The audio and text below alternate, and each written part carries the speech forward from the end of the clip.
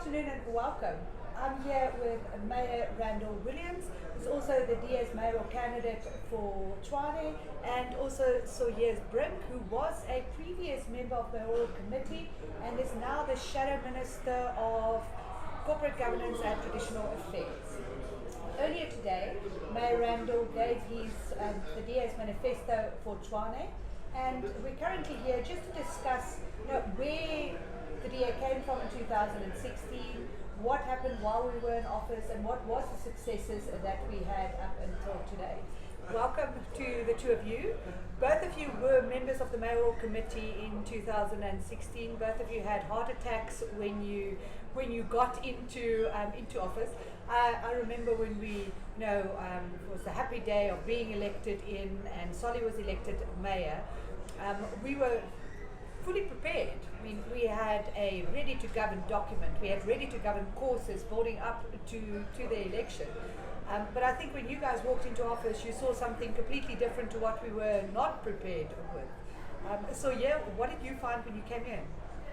So Jackie, there was just the sense that everything was being held together with the shoestring. There was complete chaos. So firstly, no cars to attend to power outages and burst water pipes. When the wind started blowing and the electricity went off and people phoned the call center, there was no answer. And there was definitely an attitude from certain officials that this new DA administration is not what they will settle for. So there was hostility, but not the type of outright hostility. It was more a sense of the money is running out, the institutions are crumbling, the basics of government weren't in place to attend to service issues. And so that is the chaos, the absolute maelstrom that we stepped into as the DA in Tshwane. Randall, you walked into your office and I don't think you had any staff there. You walked in and it was just you.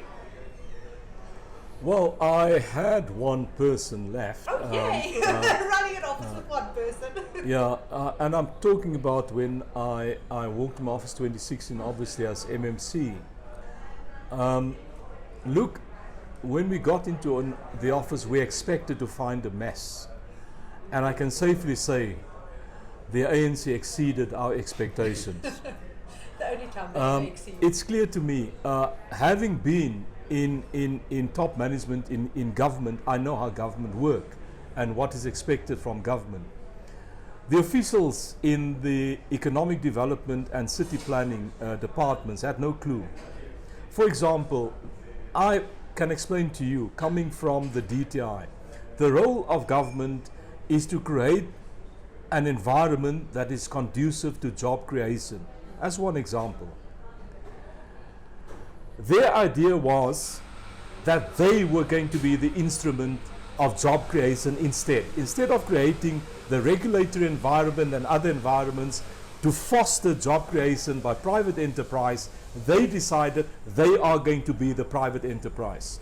So they set up a bakery, they set up a car wash, they set up a plastic manufacturing company in furniture factory. Now the plastic company, they bought Mickey Mouse machinery that cost them I don't know how many hundreds of thousands of rands, and the machinery just did one run and it seized up and it never ran again.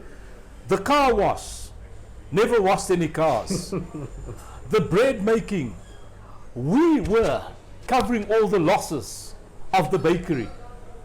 That's how the bakery survived. So clearly they had no concept on how to foster economic growth. So they have to be investors in their own city. I mean, that's basically what it boiled down to. What it means from our side, we had to teach them, people that earn up to 1.7 million rands a year, we had to teach them how to do their jobs. That's what it came down to. And the other element of that, Jackie, the consequences that we're still living with now is all of these show projects took money away from the basics of local government. Maintaining the substations, such as in places like Vapadrand, upgrading the sewage treatment plants. So if you invest in car washes and furniture stores and all sorts of things that are a sideshow, but also I suspect also a patronage business for the ANC, then that is money that you're not spending on the stuff that keeps the electricity on, that keeps the water flowing, that keeps the sewage flowing in the right direction. And those things we're only now, Randall and his team, in earnest fixing, and there will be a lag time to that.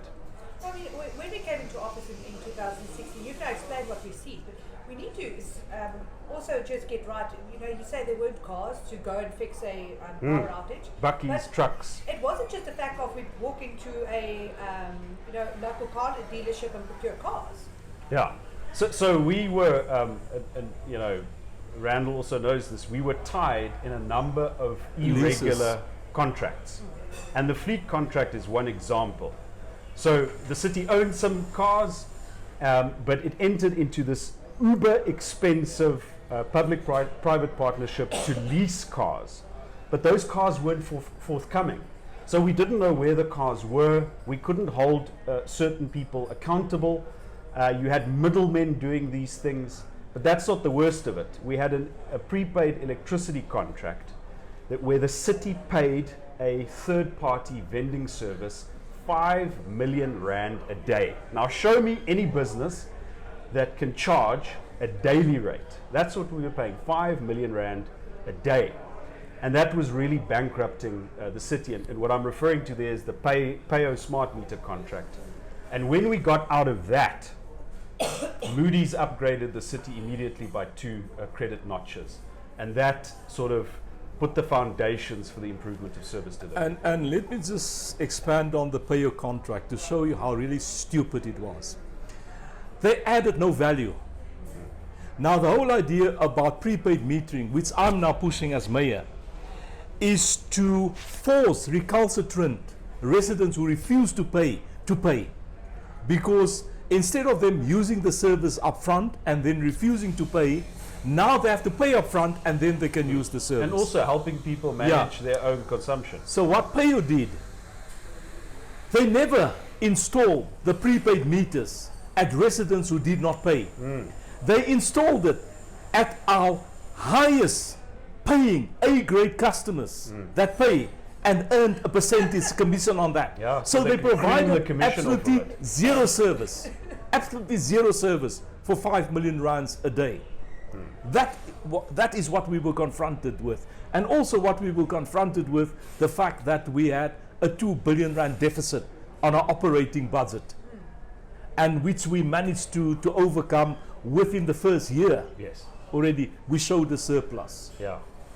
Well, I mean, that is something, and what I remember of the time was the ANC still said to us that they can't figure out how we said that there was a 2 billion rand deficit. I mean, they were so tunneled vision that they didn't even understand the deficit existed. What not of and Africa trying Check to get out of it. Africa Check went and they confirmed the DA in Tshwane inherited a 2 billion rand deficit. Yes. The reason why they come up with a surplus, what they do in their calculation, they include the capital grants, but they do not include in their calculation the capital expenses.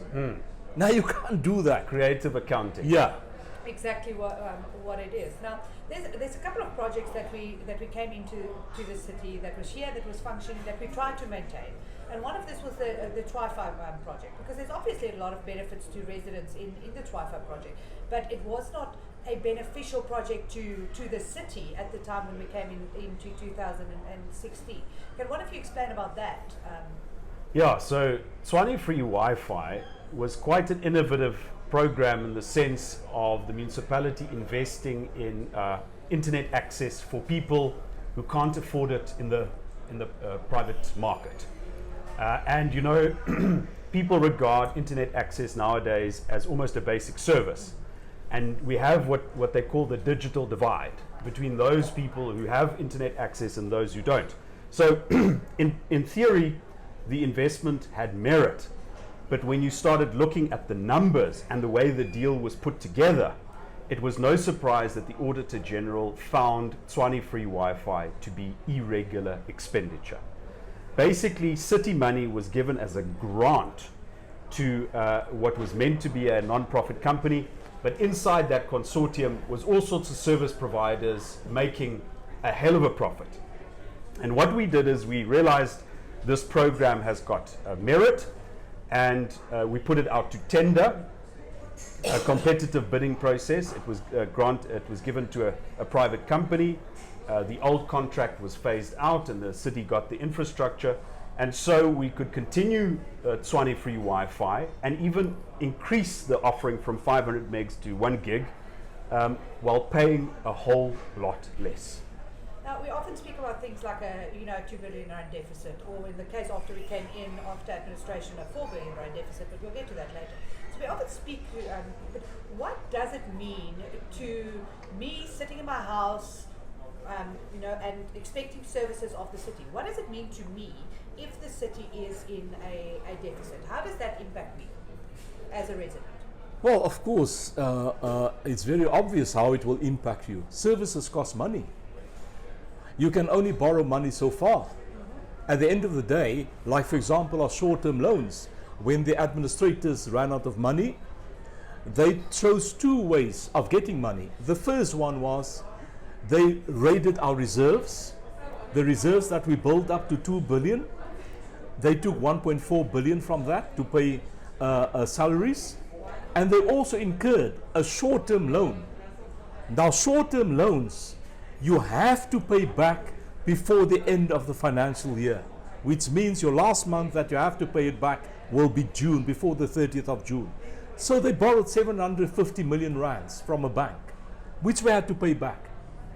So if you are running deficits, you won't have money to pay for service delivery. Simple as that. And you pay interest on those loans. And the interest on those loans is money that you're not spending on core service delivery. And I think if I could summarize it, is a municipality that manages its finances well almost gives an assurance to your ratepayers that they are getting value for money, that money is going towards water, electricity, roads, and so forth, so that you don't sit in a situation where, even though ratepayers are paying big amounts of money for property and so forth, they're not getting the services at the end of the day. And it's also about the future. A city that lives on borrowings alone and doesn't have its finances in order does not have a future, because then it won't be able to guarantee those basic services that will keep and draw businesses and people who want to live in the city. So it's not just about the present, it's very much about what Tshwane would look like in 10 years' time. Exactly. Now, yeah. And also what I want to add, I mean, if you look at what we found, because we're talking about what we found when we came in 2016, and even today, which is part of the ANC's campaign that they're going to create jobs and all this, the way to overcome what happened under apartheid, where spatial planning was done in a certain way, economic nodes were placed closer to the CBD areas, and when you go out far-flung areas in the townships, there were hardly any economic activity. Now, if you want to change apartheid spatial planning, you have to start creating economic opportunities closer to where people live. One of the projects that could have assisted them, which is a catalytic project. Catalytic means you put one big economic project there and it will attract a lot of other economic projects. One of these projects is Rainbow Junction. Rainbow Junction was blocked for 10 years. And I mean, Rainbow Junction is a massive project with a value of about 12 billion rands. But it was blocked for 10 years. And our promise to the people were, at the time, that we were going to cut red tape, we were going to unblock all these type of projects so that it can create jobs, it can increase economic growth and so forth, and that's precisely what we've done. And it took 2 years, from 2016 to 2018, to unblock that project, and they're currently full steam ahead building phase 1 of the project. And I can tell you that many of us, including me, didn't believe in this thing. Yes. But Randall had this laser-like focus to say, we can get this done, especially because it's in the north of the city, which historically has lacked the kind of development that we have in Centurion in the east. So credit to Randall that he stuck to his guns on that project. So, our manifesto prior to the 2016 election made promises around streetlights and things like this. And when we came in, we did a lot of work to resolve this. And one of the first things we had to do was get out of the contract so that we can actually have cherry pickers. Purchasing our own vehicles. Purchasing our own vehicles. So we work to purchase our own vehicles, get out of these contracts. Legal processes are lengthy. Both of you are lawyers, so you know how that works. I'm just a marketer. I've got no idea why it always takes this long. For some reason, my sense of urgency and the court's sense of urgency is worlds apart. But in any case, so it took us forever to get out of these contracts. Then we still had to fix the finances of the city in order to be actually able to procure fittings and these type of things. We just got all of that done. It took a couple of years, got it done. We finally started fixing street lights, being able to attend to potholes, actually doing service delivery. And then along came the ANC and decided that this is a fun time the chaos that they had in council, to ramp that up massively into much more of chaos. Now, I don't know if a lot of people know what council meetings was like when we started.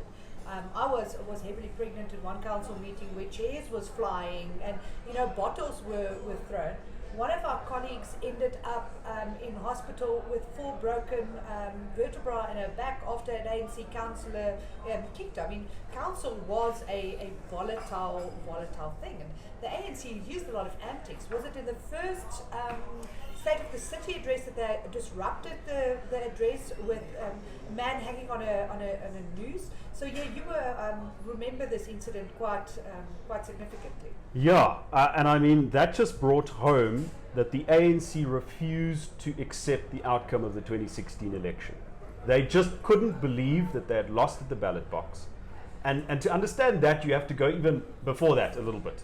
When Toko Didiza, remember, I think she was deputy speaker or something at the time, she was nominated as the ANC mayoral candidate before our Solly Msimanga, or at around about the same time, and there was pandemonium. ANC factions sort of burnt municipal buses, and there was chaos in the streets. Internal ANC faction fighting flowing into the streets of Tshwane. And that violent determination to grab on and hold on to power played out in every council meeting that we subsequently had, and it never ended. I left council when I went to Parliament in 2019, so I didn't experience all of it towards the end of it, but I know that the ANC and the EFF started strategically working with each other to disrupt things and make life as difficult as possible. To collapse our meeting, and they had a clear strategy of what they wanted the end results to be. Well, in the Concord judgment on Monday, in paragraph 104, if I remember you saying. No, not 104. 104 is where the judges got it completely wrong. Factually, yeah, the facts are completely wrong. What the judges found correctly is that it was a foregone conclusion that the Premier was going to place the city under administration, no matter what the city did. They were not interested in any engagement. That was a foregone conclusion. In other words, they planned to do it. So collapsing the council was part of a plan to give them a reason to place the city under administration. And the first time they did this, I was not in that council meeting on the day I was giving birth. But on the 5th of December in 2019, they actually violently tried to take the Speaker of Council from her seat and bring Copter in and vote in a new Speaker. And the DA had to, that was the first time we had to go to court to fight something that has happened in Council. So that was their first attempt. Well, that was all part of the strategy to create chaos, to paint the picture that the city is dysfunctional, that council is dysfunctional. That was part of the strategy. But they were exposed in this court judgment. Yes. And then from there it was the city was placed then under administration. And I think that was quite a sad day for the residents of Tshwane, not only because the city was placed under administration and our democratic power was taken away by the ANC, but also because we were put back much further than during the period that the administrators was there. During that 8 months, almost created more chaos than what they did prior to when we walked in 2016.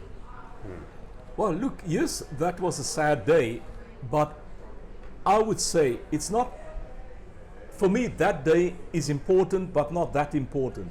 What's very important is the result of the 8-month stay of the ANC administrators.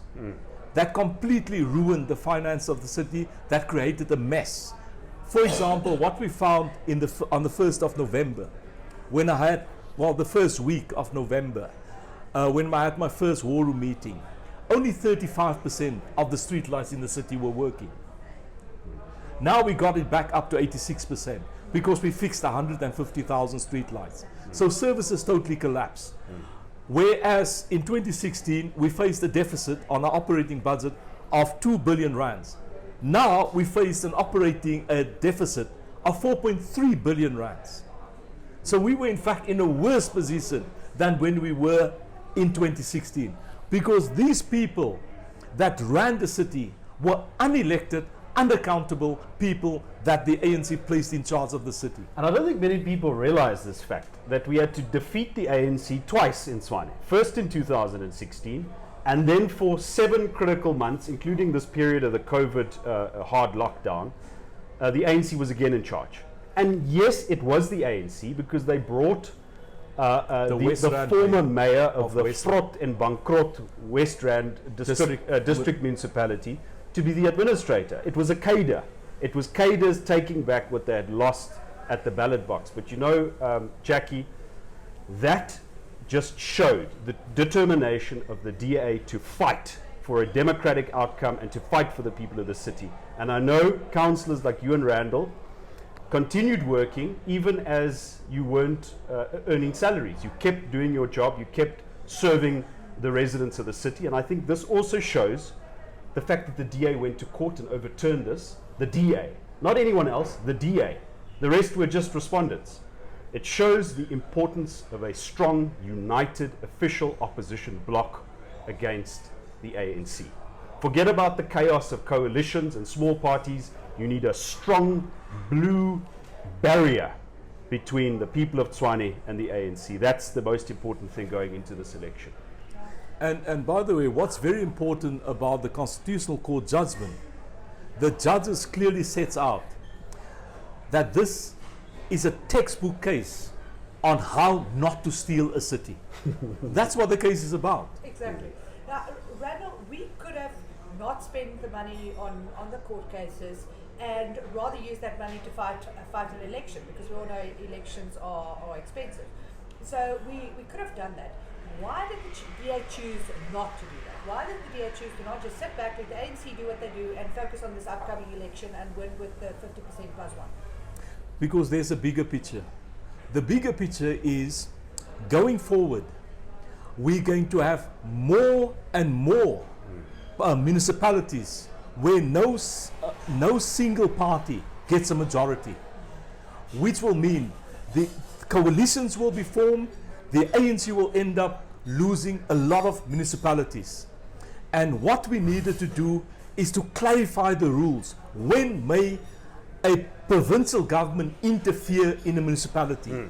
We wanted to clarify. The law has never been clarified by the Constitutional Court before, and or Parliament for that. Yeah, for that and the majority judgment, the judge that wrote the majority judgment said, this is the first time that the Constitutional Court had the opportunity of looking at Section 139. So it was very important that we go out and to court, so the court can really break down Section 139 and set out clear rules. What are the rights and the obligations of both the provincial government and the local government entity?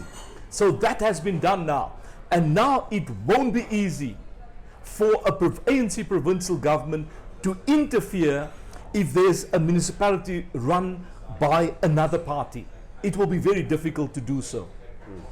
Now, we've spoken, and the DA, as a DA, we believe that we get things done.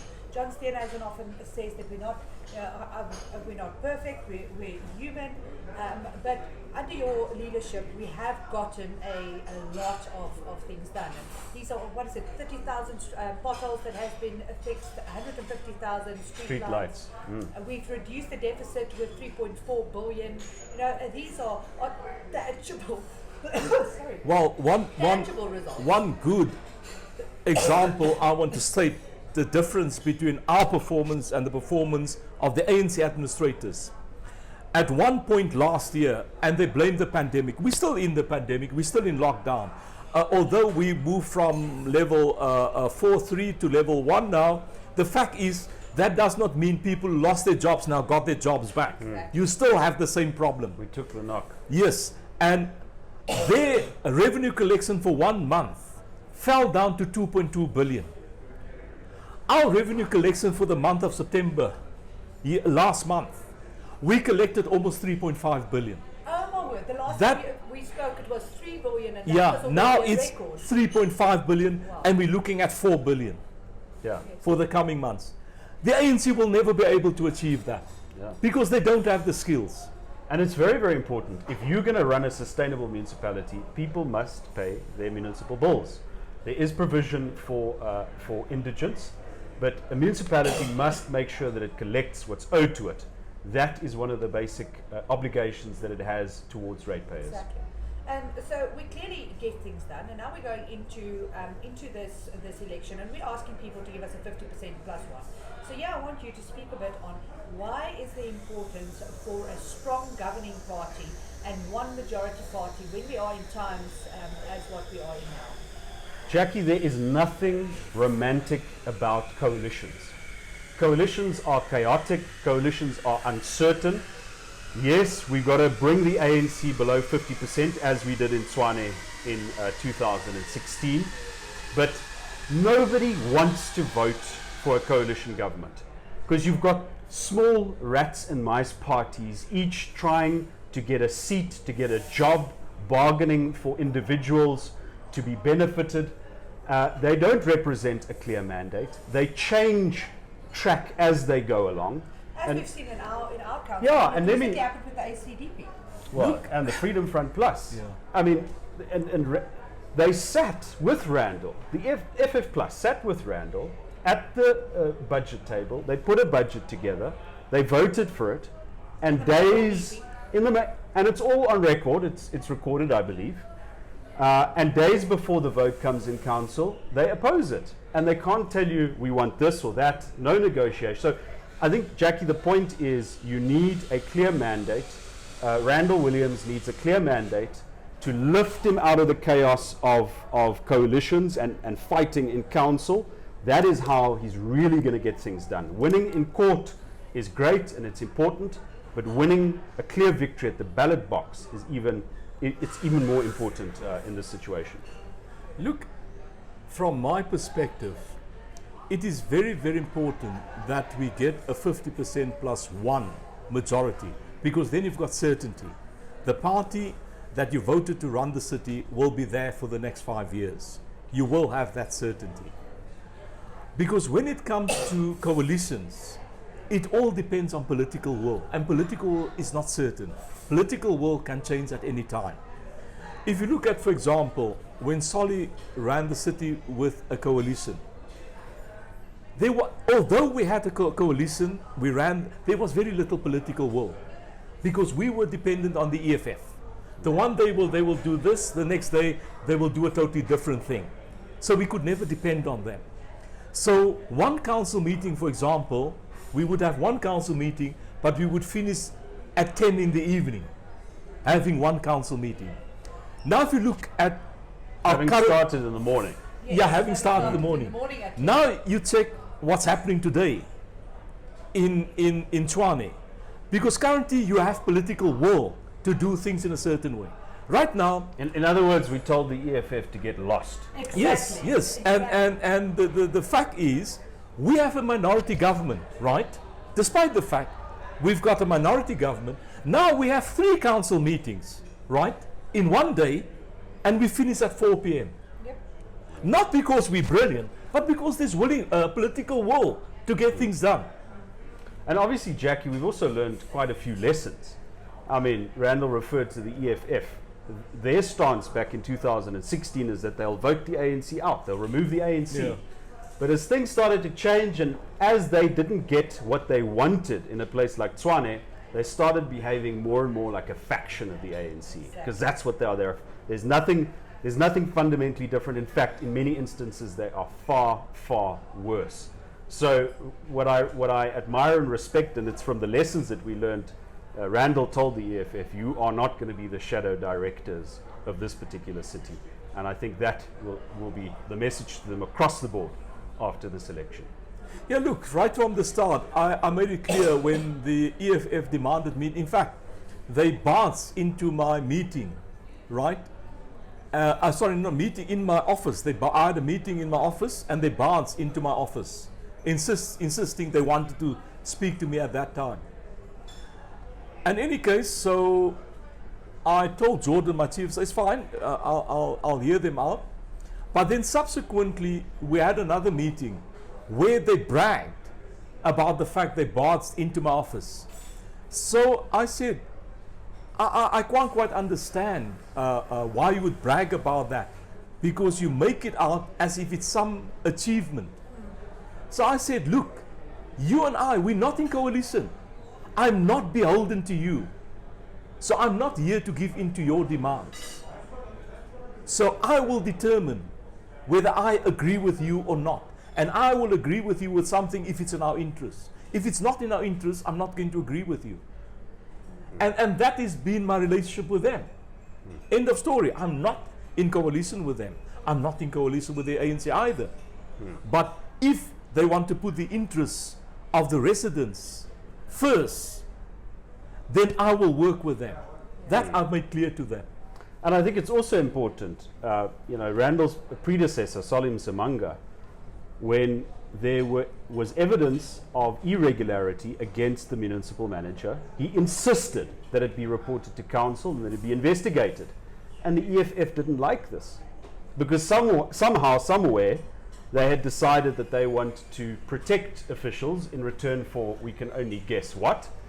But Solly was prepared, even when they threatened him with a vote of no confidence. He said, this is my statutory duty, and I'll do it. And that's the type of lessons that we've learned. And we're storing it away, and I think Randall has got the benefit of that accumulated experience. So just a last question that I want to ask is, on city finances, Moody's ratings is quite important. How does coalition governments impact the ratings that we get from our financial institutions, and how does that in turn impact our delivery to residents? Look, it's not so much the coalition itself that impacts on the Moody's decision. It's how you govern the city.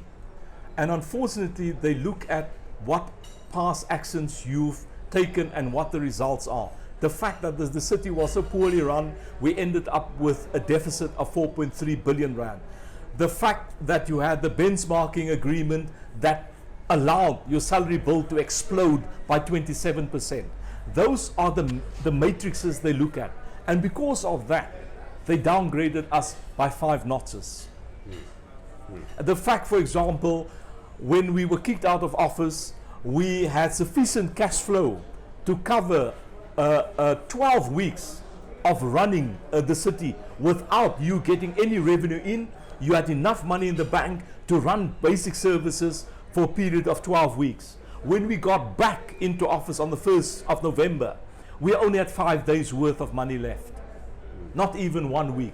Those are the type of matrices that Moody's look at. But let me just say, I think the rating is also affected by the national economic condition. That is a factor that obviously the city itself can't control. But I want to point to that example again of when we got out of the PAYO contract.